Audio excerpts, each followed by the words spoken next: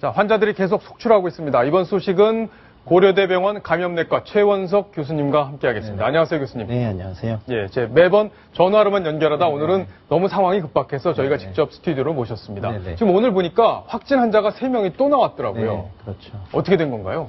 일단 총 확진 환자 수가 10명이 된 거고요. 예. 일단 환자 발생이 계속 이어지고 있다는 점에서 저희가 좀 중요하게 좀 봐야 할 것 같습니다. 예. 자, 지금까지 기존에 나왔던 환자가 7명이었는데 3명이 어디서 나온 건지 좀 설명을 좀 부탁드릴게요. 네, 일단 한 환자분 같은 경우에는 이제 그 첫 번째 환자분을 진료했었던 의사였던 걸로 알고 있고요. 예. 네, 그분의 경우에는 처음에는 음성이었다가 그 이후에 검사를 통해서 양성으로 확인된 걸로 알고 있고, 네. 또 이 환자분하고 같은 병실에 있었던 환자분, 또 그 가족, 또 이 환자분과 이제 진단을 받고 중국으로 갔었던 환자분이 추가로 진단이 된 것으로 알고 있습니다. 예. 자, 그럼 이렇게 결과적으로 환자가 지금 3명이나 더 늘어났는데 지금 이 중국으로 간 이 환자, 네네. 이 환자 때문에 중국이 또 걱정이 굉장히 많이 되겠네요. 네, 그렇죠. 이분이 가서 전염시킬 가능성도 좀 있습니까? 네, 일단 증상이 있는 상태로 비행기를 타고 그곳에 갔기 때문에 얼마든지 그 다음에 3차 감염자를 발생시킬 가능성은 있습니다. 예, 윤정혜 기자. 네. 자, 지금 중국에서 굉장히 반응이 안 좋다면서요? 맞습니다. 이 중국 누리꾼들 반응 상당히 안 좋았었습니다. 일단 몇 가지 저희가 준비를 해봤는데요. 이 한국 정부 의심 환자 관리 똑바로 못하냐라면서 우리나라 정부를 비판하는 목소리도 있었습니다. 상당히 분노감 굉장히 강해 보였고요. 또 이번에는 음모론까지 나오네요. 음모론은요. 일부러 저 환자를 보낸 거 아니냐. 미국에서 특별 임무를 받고 온 것 같다 이러면서 음모론까지 제시하는 누리꾼들이 있었습니다. 그런데 이렇게 분노하는 반응은요. 중국 누리꾼들뿐만 아니라 우리나라도 마찬가지입니다. 우리나라에서는요. 어떻게 바이러스 숙주가 출국하는 것을 방치할 수가 있는지 이건 국제망신이다 라면서 한국 보건당국의 시스템을 비판하기도 했습니다. 또 다른 반응, 진짜 저 사람 화난다. 국제적인 민폐갑이다. 또 당연히 가족들이 다 확진 판정을 받았으면 본인도 의심해야지라면서 그 개인에 대한 무책임하다고 비난을 하는 목소리도 많았습니다. 예, 그랬군요.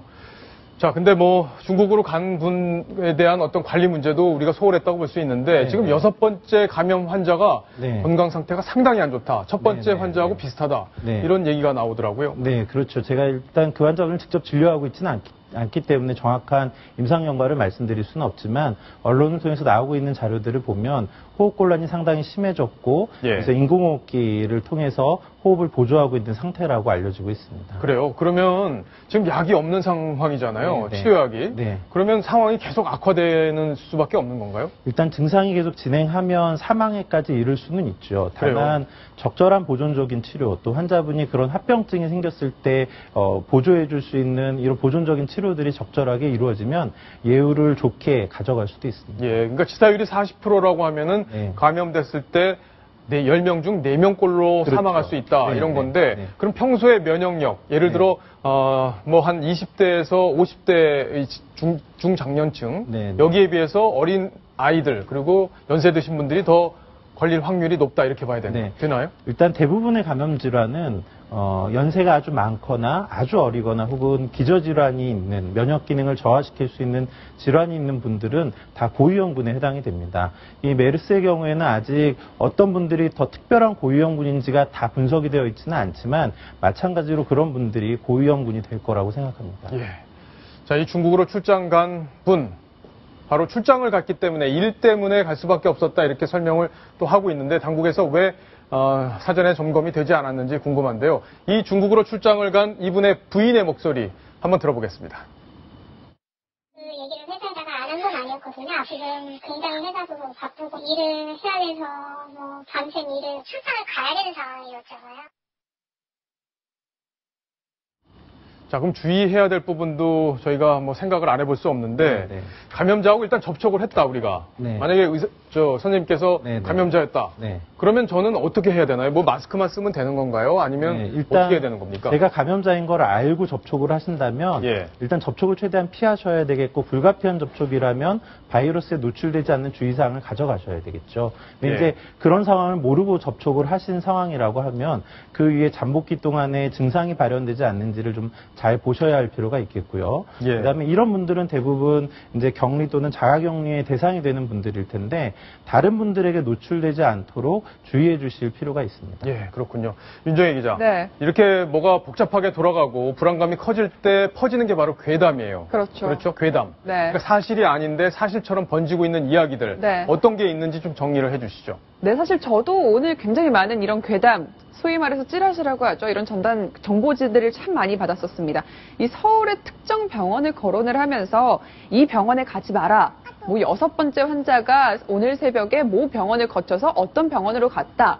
그러니까 지정 격리병원으로 옮겨졌다고 하는데 저 병원의 집중치료실까지 폐쇄가 됐다고 하더라. 그러니까 당분간 저 병원 근처는 안 가는 게 좋겠다. 이런 내용이 퍼졌습니다. 예. 그런데 저 정보지도요, 시간이 갈수록 살이 붙습니다. 살이 붙으면서 붙어서? 네, 네. 뭐 해외 언론에서는 이미 대서특필을 하고 있다는 둥, 또 긴급재난 1호 상황이라는 둥, 또 에볼라나 사스보다 더 심각한 상황이라는 둥, 굉장히 살이 많이 붙었습니다. 그리고 제가 지금 이 프로를 나와 있는 불과 4분 전에도 제가 지금 메시지로 또 다른 이런 정보지를 받았어요. 예, 친한 사람이 많은가 보네요. 굉장히 무슨 모 병원장이 확진 판정을 받았다, 뭐 이러면서 지금 병원장이요? 네, 그러면서 예. 뭐 환자들을 그러면서 또 진료를 했다더라. 전혀 확인되지 않은 내용들이 점점 이렇게 막 전파가 되고 있기 때문에요. 시민들의 불안감은 굉장히 고조되고 있는 상황입니다. 조 교수님. 네, 자, 네. 실제로 이렇게 병원이 격리 조치, 그러니까 폐쇄가 된 건지, 네, 네. 실제 뭐 의사 선생님이니까 또 동료들끼리 얘기 주고받으시는 게 있을 거 아니에요. 네, 사실은 그런 이야기가 정확하게 전달이 되거나 이야기가 되고 있지 않습니다. 그래요? 공식적인 발표가 아니라면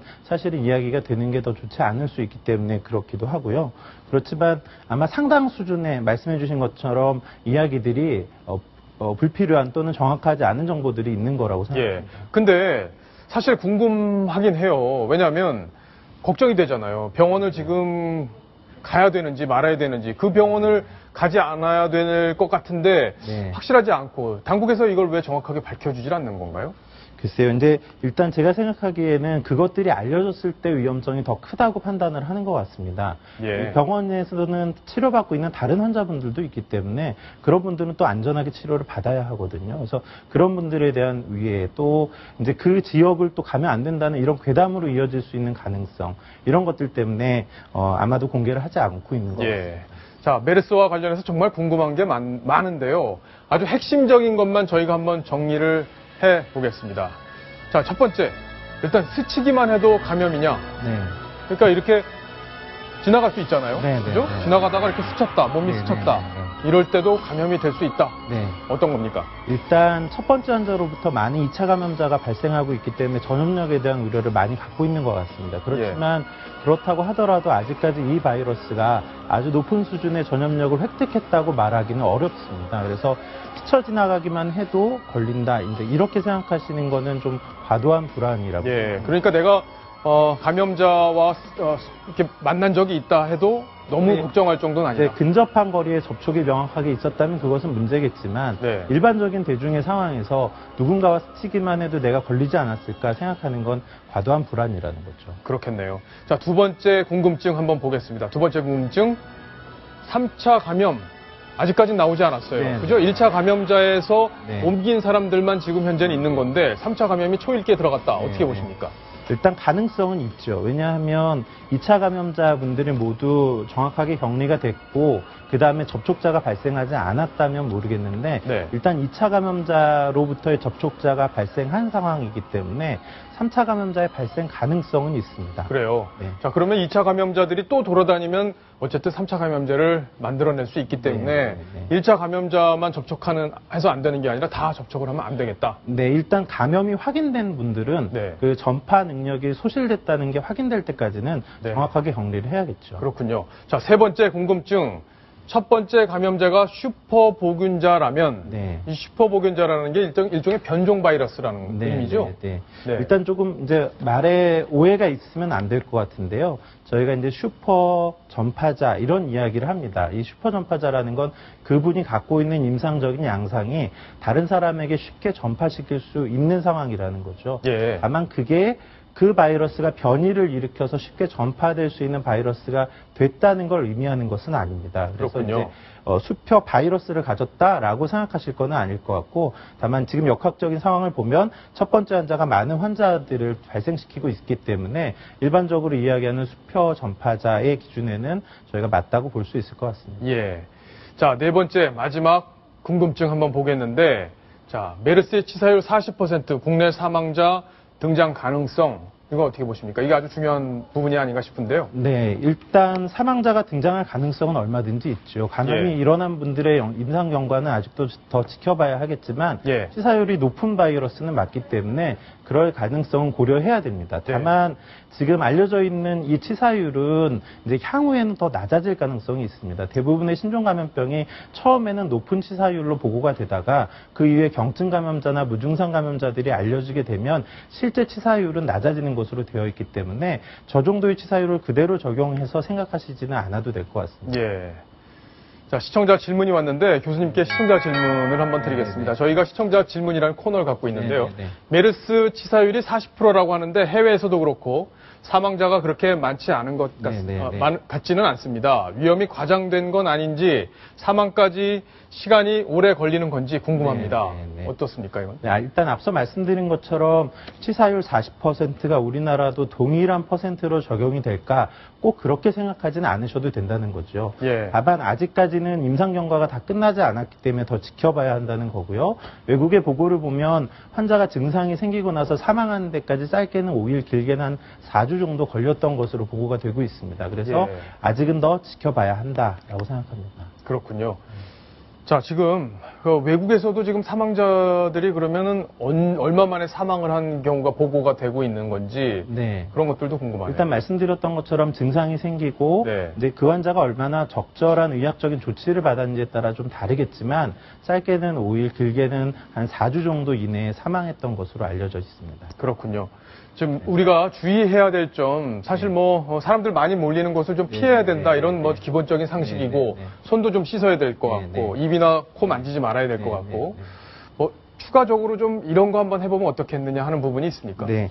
제가 다 얘기했나요? 어떤 감염 질환을 예방하는 데 있어서의 왕도가 따로 있지 않습니다. 어떤 음식이 더 좋다거나 어떤 방법이 특출나게 좋다 이런 게 있지 않거든요. 일반적으로 바이러스가 사람에게 감염을 일으킬 수 있는 경로를 차단하는 방법, 뭐 손위생을 잘하고 기침 예절을 지키고 마스크를 착용하고 이런 것들을 잘하는 게 중요하겠고요.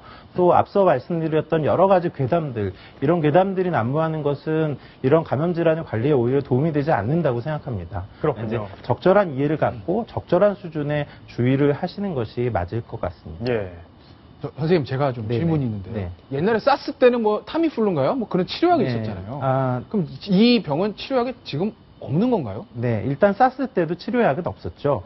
타미플루는 이제 인플루엔자라는 바이러스, 그래서 2009년에 있었던 대유행 인플루엔자 바이러스 때 치료제로 사용했던 거고요. 이 바이러스는 현재까지 임상적으로 그 효과가 증명된 항바이러스제는 없습니다. 그럼 치료약을 만들 수는 있나요?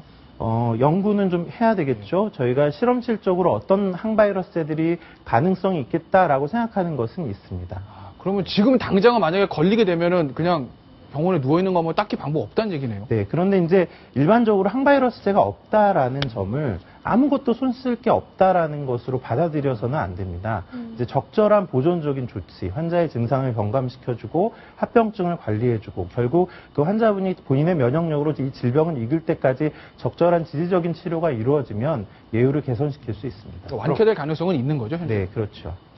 일단 평소에 면역력이 얼마나 되느냐, 그리고 치료를 어떻게 적절히 하느냐에 따라서는 완치도 될 수 있다. 그러니까 60%는 일단 완치가 될 수 있다는 기본적인 전제가 깔려 있기 때문에 자, 무조건 이거 걸리면 사망까지 이른다 이렇게 볼 필요는 또 없겠네요. 맞습니다. 어쨌든 공포감이 굉장히 커지고 있는데 우리 방역당국, 검역당국에서 확실하게 좀 대응을 해 주시기를 다시 한번 또 당부를 드려야겠습니다.